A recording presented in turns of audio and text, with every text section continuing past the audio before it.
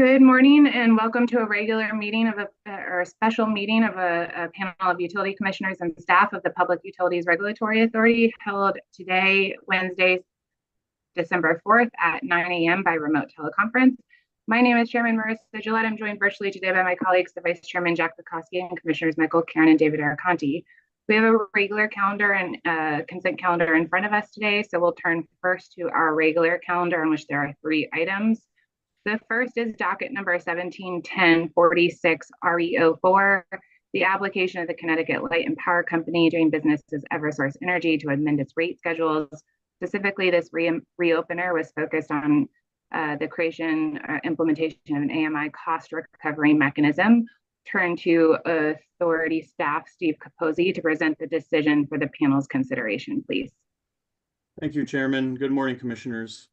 The authority initiated this proceeding to investigate the development of an annual cost recovery mechanism to support the accelerated deployment of advanced metering infrastructure, or AMI, by the Connecticut Light and Power Company doing business as Eversource Energy. By decision dated January 3rd, 2024, in docket 171203 RE02, also called the AMI decision, the authority authorized Eversource to proceed with its planned 5-year accelerated deployment of AMI. In the AMI decision, the authority indicated a strong preference that the cost recovery for such a deployment be done under traditional rate making through general rate cases. Eversource insisted that a dedicated cost recovery mechanism was necessary for the company to undertake the accelerated deployment of AMI in line with its 5-year plan. In recognition of Eversource's position, the authority initiated this proceeding, docket number 171046 RE04, to investigate the need for and potentially establish such a mechanism. The decision before the Commissioners this morning establishes such a dedicated cost recovery mechanism. The cost recovery mechanism authorized in the decision is based largely on a proposal made by Eversource, with the addition of certain protections to ensure that ratepayers are protected from paying more than is warranted, and to ensure that only those incremental costs that are reasonably necessary to support Eversource's AMI deployment are permitted. The decision recognizes that permitting cost recovery outside of base distribution rates and in between adjudicated rate proceedings is a special circumstance, and that the cost recovery mechanism is an extraordinary one. The cost recovery mechanism, also called in the decision an AMI tariff, permits Eversource to recover incremental AMI operations and maintenance expenses and capital costs contemporaneously with the company incurring those costs. Establishing cost recovery in this way provides regulatory certainty to the company to undertake the deployment, but it also reduces the risk the company faces when it does business under traditional rate-making principles. So to balance this shifting of risk, the authority has established certain limitations on cost recovery to ensure that protections are in place for ratepayers. These protections include, but are not limited to, establishing an overall cap on the amount of costs that are recovered through the mechanism, identifying means to show how costs are incremental to those costs already recovered through base rates, permitting recovery of O&M expenses through the mechanism only until Eversource's next rate case, prohibiting the company from collecting carrying charges on under recoveries that may occur in the annual reconciliation, limiting the cost recovery mechanism to include only those costs within the 5-year deployment, and conducting prudence reviews on the investments during the company's rate cases while permitting Eversource to petition the authority for reviews following discrete deployment phases of AMI. As authorized in this decision, the cost recovery mechanism reasonably supports the needs for the company while maintaining protections for ratepayers.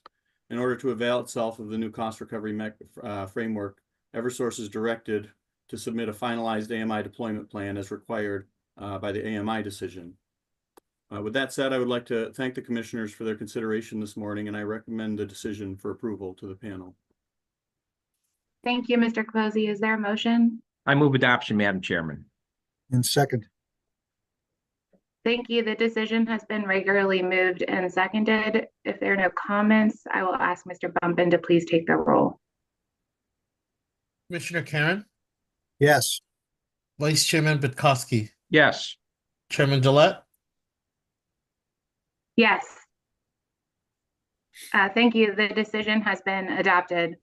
We'll turn next to docket number 240805, the Annual Energy Storage Solutions Program Review, Year 4. And we'll turn to Authority Staff Christopher Arpin to present the decision for the panel's consideration, please. Good morning, Chairman Gillette, Vice Chairman Pekoski, and Commissioners Karen and Arconti. The final decision in docket number 240805, Annual Energy Storage Solutions Program Review, Year 4, enacts programmatic changes to the Energy Storage Solutions Program to ensure that the program is best aligned with the program objectives. Pursuant to Public Act 21-53, the authority developed an energy storage program titled Energy Storage Solutions, or ESS, so that Connecticut ratepayers could benefit from energy storage projects. The annual review process for the ESS program was first established in a final decision dated July 28, 2021, and docket number 171203 RE03, and today's decision marks the conclusion of the Year 4 review of the ESS program. Key changes outlined in this decision will further the program objectives, including but not limited to providing positive net present value to ratepayers, providing multiple types of benefits to the electric grid, and fostering the sustained and orderly development of the state's energy storage industry. First, the decision retains the current upfront incentive levels for residential projects, as residential enrollment data remains insufficient to warrant a change. The upfront incentive levels for commercial projects are reduced, reflecting the substantial commercial enrollment to date, which exceeds program targets. Second, the decision incorporates the electric distribution company's recommendation to revise the interconnection guidelines, aiming to streamline the process and facilitate more efficient energy storage interconnections. Further, the decision makes several updates to the program's passive dispatch requirements. The decision also establishes new requirements for energy storage projects at multifamily affordable housing sites. Specifically, the decision requires the owners of such projects to ensure resiliency benefits are equitably shared with tenants. Additionally, the decision increases the program's commercial capacity by approximately 50%, or 140 megawatts, through a reallocation of roughly half of the program's residential capacity.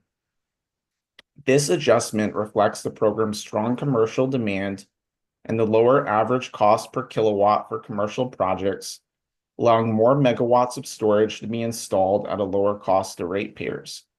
Last, the decision makes several additional programmatic changes to further the program objectives, including improving data accessibility for customers to increase transparency, allowing passive dispatch test events before the summer dispatch season to identify and address potential issues, and permitting energy storage aggregators to submit active dispatch applications on behalf of customers, enhancing program enrollment and participation. And with that, authority staff recommend approval of the final decision in docket number 240805. Thank you. Thank you. Is there a motion? Madam Chair, I move adoption. And second. Thank you.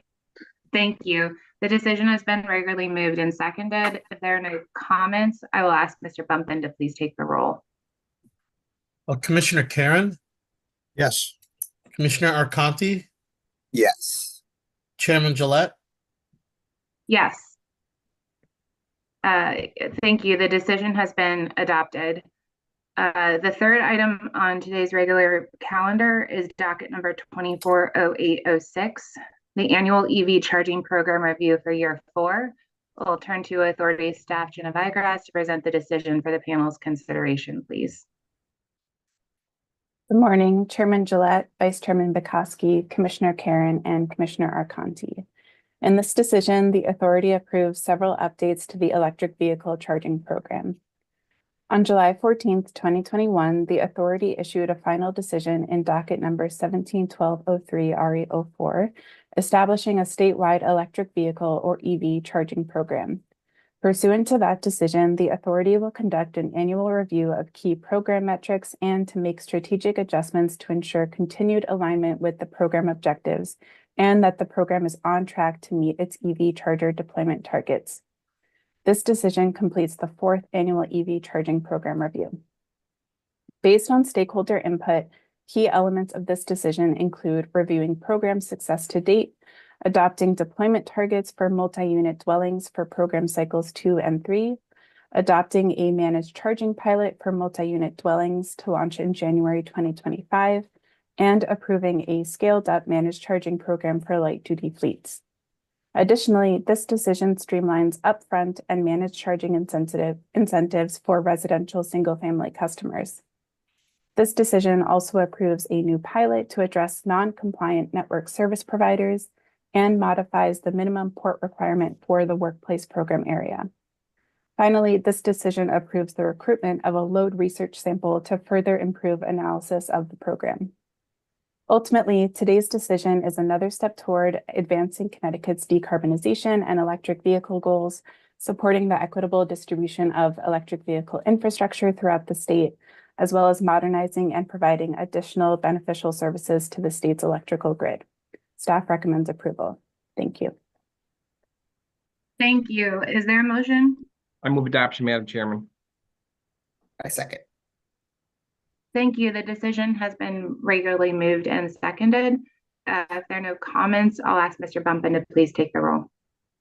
Commissioner Arconti, Yes. Vice Chairman Petkowski, Yes. Chairman Gillette, Yes. Thank you. The decision has been adopted. That brings us to our consent calendar for the day. So I will seek a motion with respect to the consent calendar, please. Madam Chairman, I move today's consent calendar. Is there a second? Second. Thank you. Thank you. The consent calendar has been regularly moved and seconded. Mr. Bumpin, please take the roll. Commissioner Arconti, Yes. Commissioner Karen, Yes. Vice Chairman Petkowski, Yes. Chairman Gillette, Yes. Thank you. The consent calendar has been adopted. That brings us to the end of today's regular meeting agenda. We will adjourn and reconvene next Wednesday, December 11th at 10 a.m. Thank you.